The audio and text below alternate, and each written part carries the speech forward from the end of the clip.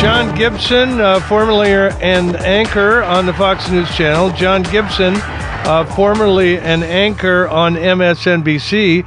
John Gibson, the one who used to have to fill in for the guy I call Bathtub Boy at MSNBC when he didn't want to come to work. Taking a bath. Our long national nightmare is over. On Friday night at MSNBC, they finally fired Keith Olbermann. I really don't care what you're reading anywhere, but they fired him, and it was the new owners that did it.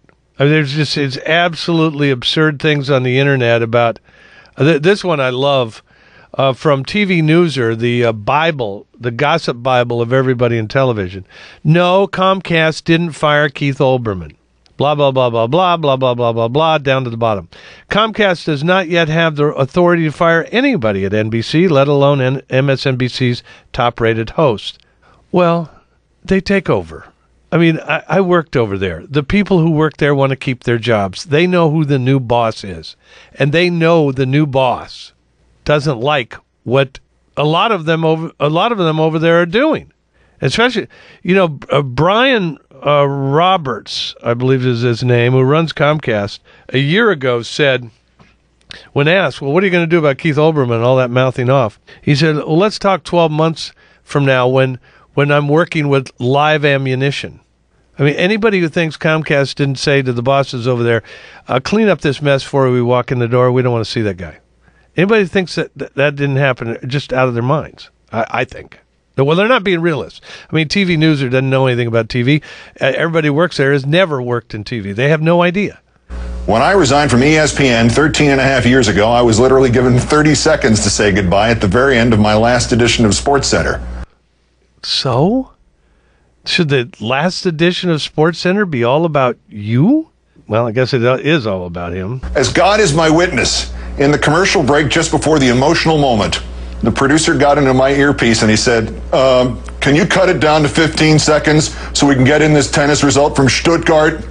Emotional moment? Is he Johnny Carson? Hell no.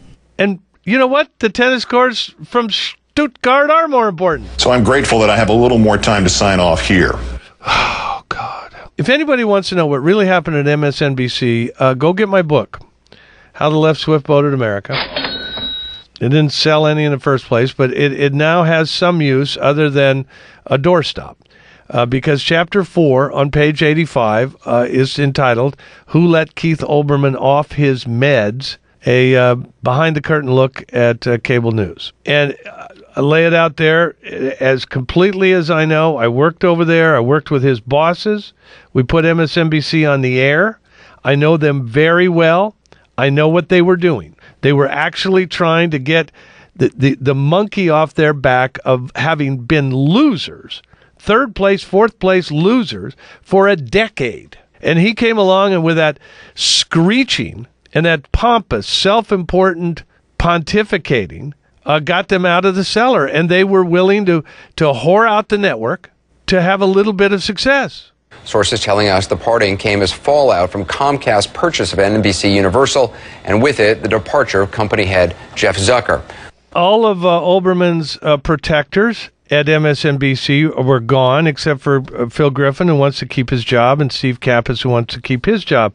I just point out to you that Jeffrey Immelt, who ran GE, during the period that Keith Olbermann was allowed to run wild at NBC, and G, of course, owned NBC, in 2008 was running around empowering Olbermann and other people at NBC to kick Bush in the rear end and get Obama elected. He then took TARP money, $139 billion. He took stimulus money, $24 billion, and he put NBC up for sale. Once he had tattered the NBC News brand with Olbermann, puking all over the Peacock every day, he just got rid of them. The new owners came in and said, hey, this Peacock News brand used to be pretty good.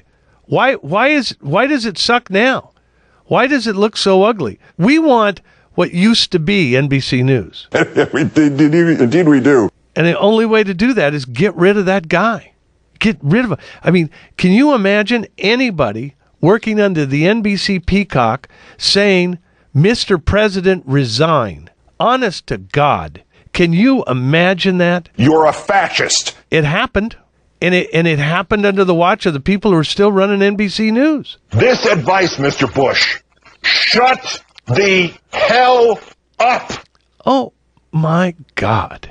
This was such a tawdry period. And, they loved it. The left loved it because he would say what they wanted to say, but they knew decorum didn't allow. The pathological presidential liar or an idiot in chief. When he signed off, he thanked a bunch of people.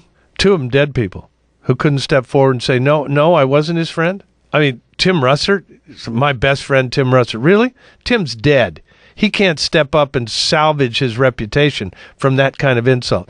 David Bloom is dead. He can't step up and say, no, I wasn't his friend. He's a crazy man. The bronze to John Gibson of Fox News. Oh, that's right. He got fired from TV. He's on Fixed News Radio now. Tells this story. I'm minding my own business at dinner, and suddenly I hear, Gibby! I look up, and there's Phil Griffin, the guy who runs MSNBC. He looks at me, and he says, going left is the right thing to do. I guarantee you he doesn't have a political bone in his body. He was looking for ratings. Well, that's true. It explains why we fired John Gibson. But as usual, if it's a Gibson story, it is a twisted, misremembered, poorly reported one. Griffin came over to say hello to the woman Gibson was dining with, another former MSNBC employee, whereupon Gibson said to Griffin, so you guys went liberal, and Griffin replied, we're not going liberal, we're going smart, but it was the right thing to do. This kind of bad reporting would be a little more heinous if it weren't for the fact that John doesn't really realize that he never fully recovered after he fell off a horse and hit his head 5 years ago. Jesus, oh my God. Hand-to-hand combat. I told this story about, Phil Griffin coming over to me in a restaurant. And yes, I was sitting with somebody else Griffin had just fired.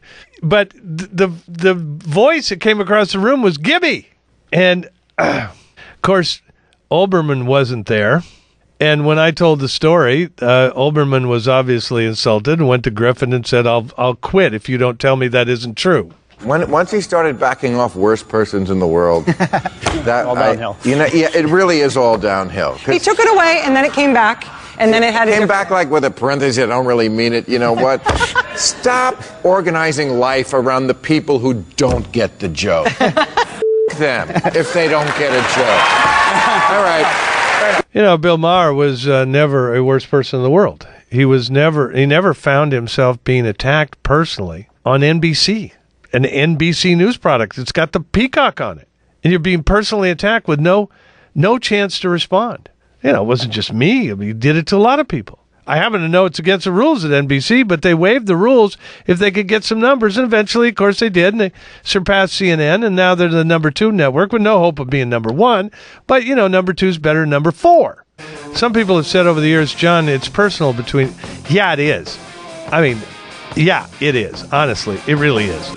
John Gibson of Fixed News, today's worst person in the world. Always striving to be the worst to bathtub boy. You should crawl off into a hole and die. But the best to you, John Gibson.